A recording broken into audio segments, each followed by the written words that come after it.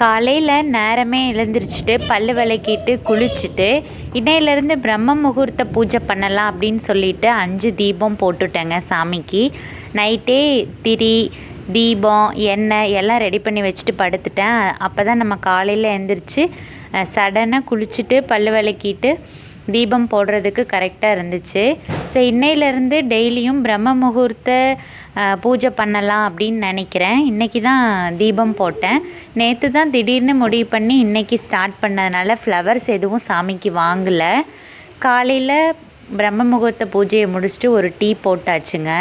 கொஞ்சம் diet follow பண்ணலாம் அப்படின்னு நினச்சிட்ருக்குறேன். காலையில் 2 தோசை மட்டும்தான் எடுத்துக்கிட்டேன்.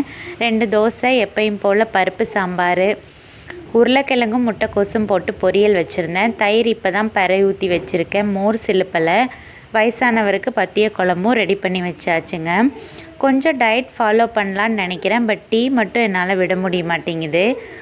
அதுக்கப்புறம் இது பார்த்திங்கன்னா தேனி நைட்டு வீட்டுக்கு நிறைய தேனி பறந்து வர ஆரம்பிச்சிருச்சு. எல்லா தேனியும் நாங்கள் மயக்க மருந்தை போட்டு எறும்பு மருந்து எடுத்து மேலே வீசி விட்டோம். அதுக்கு மயக்கம் போட்டு எல்லாம் கீழே விழுந்துருச்சு. பெரிய தேனி பாருங்கள். ஒரு தேனியும் சரியாக குண்டுன்னு இருக்குது. இவ்வளோ பெரிய தேனி நான் பார்த்ததே கிடையாது. இதெல்லாம் மலந்தேனின்னு சொல்லுவாங்க. பெரிய உயரமான மலைகளில் தேன் கூடு கட்டுது.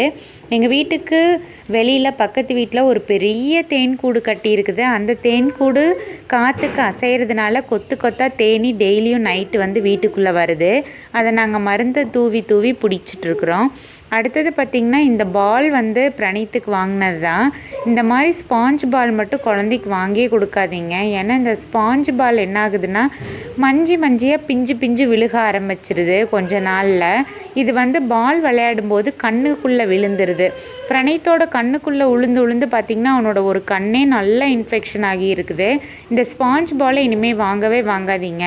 அப்புறம் இன்றைக்கி மண்டேங்கிறதுனால எப்பயும் போல் நாங்கள் பிரணீத்தை தெரப்பி சென்டருக்கு கூட்டிகிட்டு போயிட்டு வந்துட்டேன். இன்றைக்கி லீவெல்லாம் கிடையாது. மண்டே எப்பயும் போல் தெரப்பி சென்டர் இருந்துச்சு. கூட்டிகிட்டு போயிட்டு வந்துட்டேன். வந்ததுக்கப்புறம் பார்த்திங்கன்னா மதியம் சாப்பிட்டேன். அங்கே போயிட்டு வரக்கு 3 o'clock ஆயிரும். அப்புறம் தான் சாப்பிட்டேன். பிரணீத்தை கொண்டுட்டு போய் கிளாஸில் விட்டுட்டு நிறைய வெஜிடபிள்ஸ் இல்லை.